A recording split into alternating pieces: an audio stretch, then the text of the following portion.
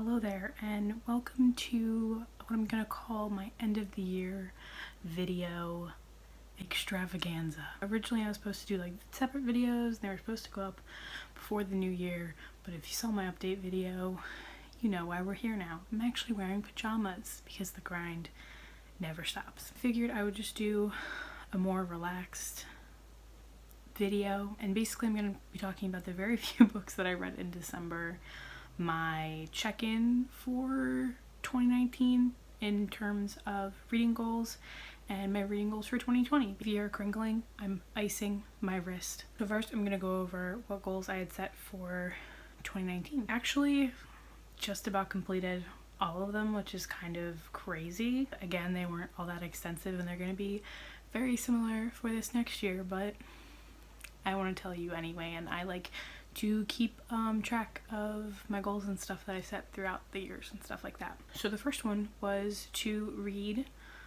5 classics in the year, and also do a classics TBR jar, which if you've seen most of my wrap-ups throughout this year, I did indeed use my classics TBR jar, and I did read 5 classics. I actually ended up reading 6 classics, so quite happy with that. Even though I only technically read 6, I also unhauled a bunch that I had picked from the jar. I have really enjoyed, I think, most, if not all, of the classics that I read this year. The next one was to set my Goodreads reading challenge. I do one every year because I enjoy them. The last couple years hasn't really been a struggle for me to finish them. It just kind of gives me an idea of if I'm like on track or whatever. Last year, 2019, was to read 70, and I surpassed that by a lot. I ended up, I think, reading somewhere between like 133, 136. It was crazy, wild time. I can't believe that. I'm just really, really happy with that. I read a lot of great books in 2019. Definitely a great reading year. Next goal was a physical TBR goal, which was to keep my physical TBR under 50 books, which I did swimmingly. My original goal for the end of the year, which I was not able to complete, but it's pretty close, so it's okay, was I had wanted to get my physical TBR to 0. I wanted to like start the new year like with no books at all, and I was literally like 2 books away from that, and then I broke my wrist, so that did not happen. But obviously I kept it under 50, and going into 2020 my reading is going to be a lot different because I won't have like any physical TBR books. I'll have like 2. That's it. Next goal was to only buy books I really wanted, and I don't think I did this that well. I think I stuck to it mostly. Obviously, I didn't buy that many books this year, but I think I bought maybe under 20, but I definitely bought things that I was never going to read, that was never going to be my cup of tea, that was never going to be my new favorite book. It's kind of what I need to go into when I'm buying books in the future, is like, do I really think this is going to be a new favorite? For the most part, obviously, I don't think I did too bad on it, but I definitely could do better at it. The next challenge was to keep reading more nonfiction, and I did that. I did so well at that this year. If you saw my my November wrap-up, I did nonfiction November this year, and I read a lot of nonfiction books, and they're going to be in my top favorites list, which will be up hopefully sometime in January. I read a lot of nonfiction. I think the number I have here is 12, but I read another book after that, and I actually ended up reading 13 nonfiction books this year, which is a lot, and I'm really proud of that. The next goal is really the only one that I failed.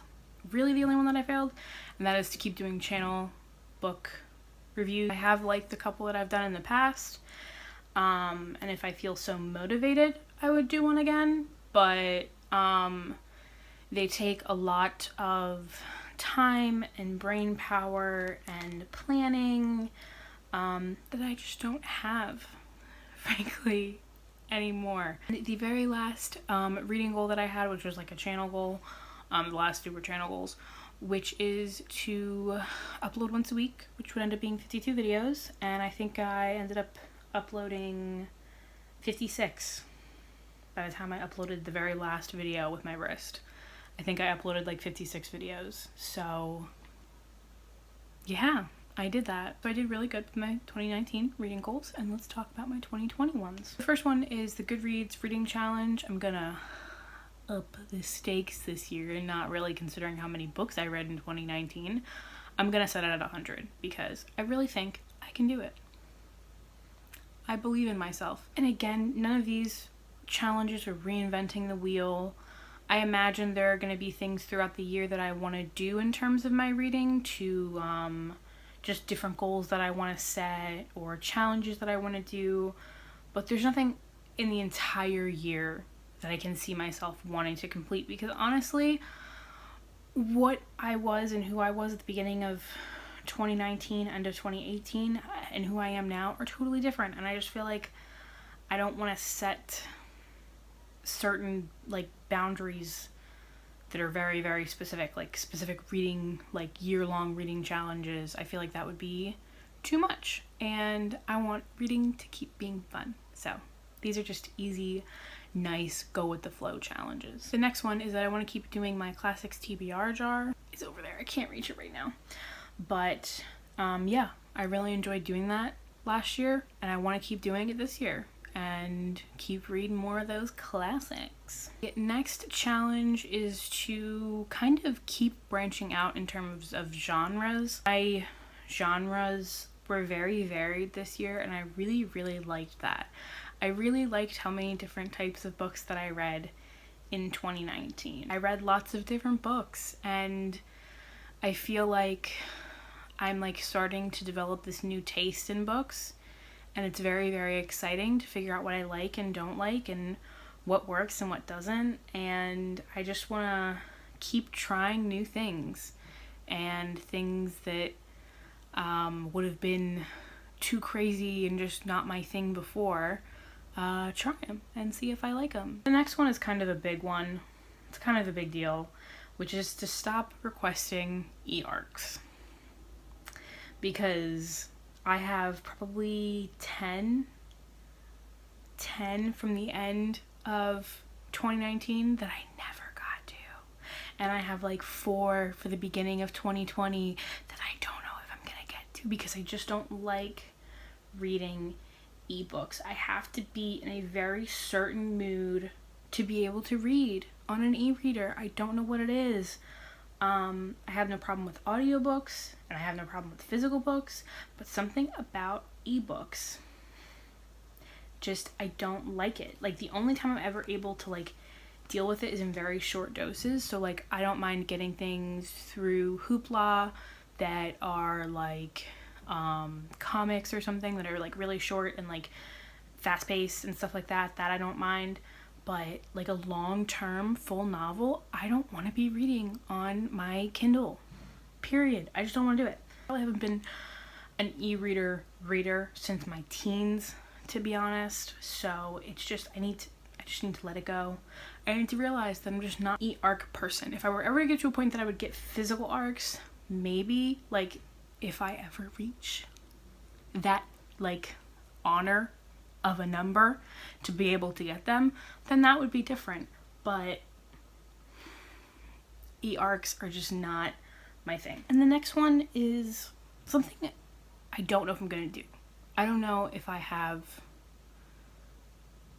the energy or bravery to do, but it's to make non-bookish content. I don't know, maybe branch out, do a couple videos talking about being like chronically ill and stuff, because I don't think there's a lot of people in video format that talk about it that I've seen. There are people, don't get me wrong, there are definitely people, but